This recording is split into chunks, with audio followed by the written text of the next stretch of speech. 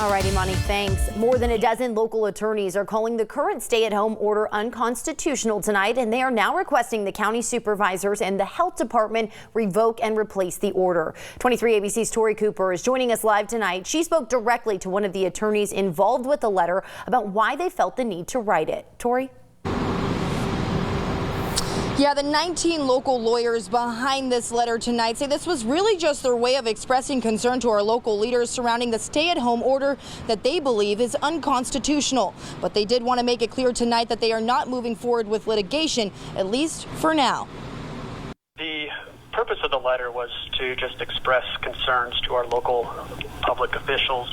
Attorney Isaac St. Lawrence, along with more than a dozen other local attorneys, are arguing that the current stay-at-home order is unconstitutional and that our local board of supervisors and health department need to revoke the order and replace it. The purpose of this letter wasn't to threaten litigation, but simply ask the board of supervisors and the public health officer to reconsider their April 2nd order. In their letter to officials, attorneys argue that the order violates the First Amendment rights to exercise freedom of religion by banning in-person church gatherings on Easter. They argue by asking people not to gather peacefully in large groups is also an infringement on the First Amendment. But lately, many residents can still be seen exercising their First Amendment rights. They're trying to keep their businesses going right now by doing to go, but they can't compete with all these fast food restaurants, and they're losing everything. As many protesters have taken to the streets, attorneys also argue in their letter that the plain language of the stay-at-home order infringes on Second Amendment rights as well,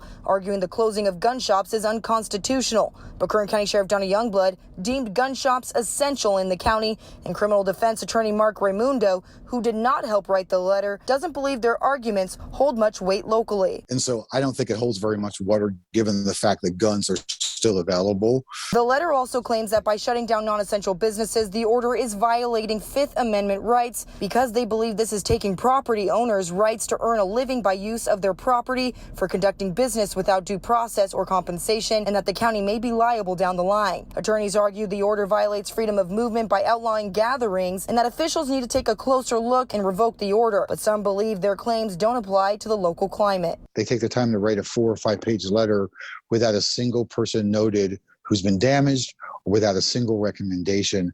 So I don't even know what they want. The county supervisors and the county health department both declined to comment on the letter, and authors of the letter say this was simply a move to express concern early on about the impact the order could arguably have down the road. So if we can bring that to attention and express concern about it at the earliest possible moment, could potentially avoid a situation where those rights are actually infringed on.